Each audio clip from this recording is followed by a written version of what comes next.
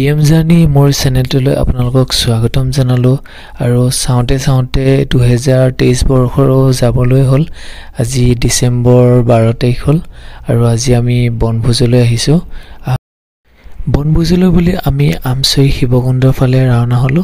আৰু আহোতে প্ৰায় আমাৰ 1 বাজিবই হ'ল আৰু তাৰ আগে আমি পোনপ্ৰথমে আমচৈ বুলি ক'লে শিৱ মন্দিৰ প্ৰথমতে শিৱ মন্দিৰ দৰ্শন কৰিলাম আৰু তাৰ পিছত আমি আমাৰ কাম কাজলৈ আগবাঢ়িম আহকচোন ভিডিওটি উপভোগ কৰো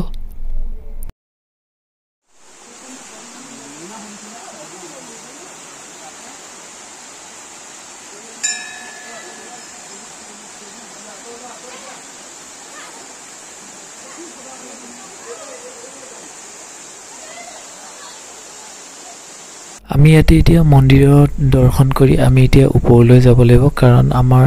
সকলোবোৰ আয়োজন ওপৰৰ ফালে হ'ব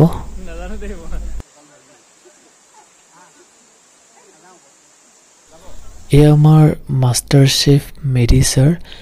ছাৰে খুব সুন্দৰকৈ ৰান্ধে তেখেত এক্সপাৰ্ট আৰু সুন্দৰ ৰান্ধি আমাক আগতে খুৱাইছেও লগতে বাইদেউহঁতে খুব সুন্দৰকৈ কমলা কাটি আছে ব্ৰেকফাষ্টৰ পিছত এতিয়া কমলা খোৱা হ'ব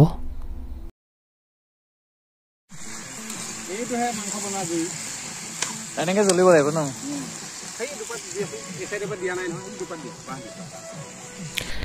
এই আমাৰ পল্লৱ ছাৰে পাপৰ ভাজি আছে আৰু মই তেখেতক অলপ সহায় কৰি দিম বুলি ভাবি আছিলো আৰু এতিয়া তেখেতে যেতিয়া বইল কৰি থকা দেখিলো এটো পৰ্কটো অলপমান জুই কৰি আগুৱাই দিলো এফালে বিজৰা এফালে যাই যা মই ফটো এটা মই বাইছো কেনেমান কি কৰি দিছো বাইদেউ এফালে চা কোট পলাইছে এফালে চা এটো ফটো মেইন কোনে ভাবিছ সবে ফটো দিব এই এখনমান গ্ৰুপত দিও দিয়া সংগামী অভিযান কিমান আহিব আমাৰ চিকেন হৈ গ'ল হেলো কোন জঙাব লাগিছে এইটো নালাগে হ'ব ঠেল দিয়ক আউডাল আছে এডাল দু পিস কে হলে কি পিস লাগে চাই লো কি 20 পিস লাগিব লগে 2023 বিদায় দিবলৈ হৈ গ'ল আজি খানা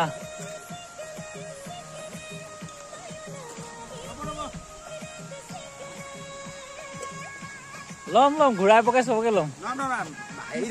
এই ধৰা লাখুটি ধৰিবা লাখুটি মেইন দেখ কৰিবা কোন এটো খাই দিয়ে নেকি ও এটা কি বনাইছে এটো মাছ ফকুয়া এটো বেলেগ দেখ আমাৰ সকলোৰে জ্যেষ্ঠ ভদ্ৰ ছাৰ তেখেতে পৰ্ক ষ্টিকৰ কাৰণে ষ্টেণ্ড বনাই আছে তেখেতে বহুত ধুনীয়াকৈ যোগাৰ কৰি আছে আমাৰ মাজত গোটে যোগাৰ কৰি দিছে ষ্টিক ষ্টেণ্ড লগাই দিছো এডালত গাহৰি খেকি খাব লাগে এডালত 200 টকা বেছি হ'ব পাৰ পিস বনভোজৰ কাৰণে আমি এই ঠাইটো সিলেক্ট কৰাৰ মুখ্য উদ্দেশ্যটো হৈছে এই নিজৰাটো আৰু ইয়াৰ পৰা খুব সুন্দৰকৈ পানীৰ শব্দবোৰ আহি থকাৰ কাৰণে খুব ভাল লাগে ইয়াত থাকিবলৈ গতিকে আমিও সেইটো ডিসিশন লৈ ললো এইখিনিতে আমাৰ আজি বনভোজটো খোৱা হ'ব বুলি লাহে সকলোবোৰ হৈছেগৈ আৰু মই ভাবিলো আমি থকা চাৰিওফালটো এবাৰ দেখুৱাই দিওঁ কি ধুনীয়া সেউজীয়া প্ৰাকৃতিক পৰিৱেশৰ মাজতে আছো আমি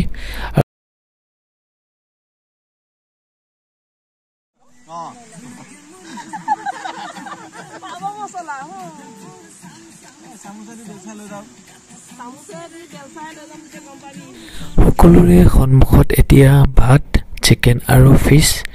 আৰু এতিয়া খাবহে লাগে গতিকে খোৱাৰ আৰম্ভ কৰি দিও আমি সন্মুখত এতিয়া থালি ৰৈ আছে গতিকে খাবহে লাগে অলপমান মোবাইলটো থৈ দিও পিছত আকৌ দেখা দিম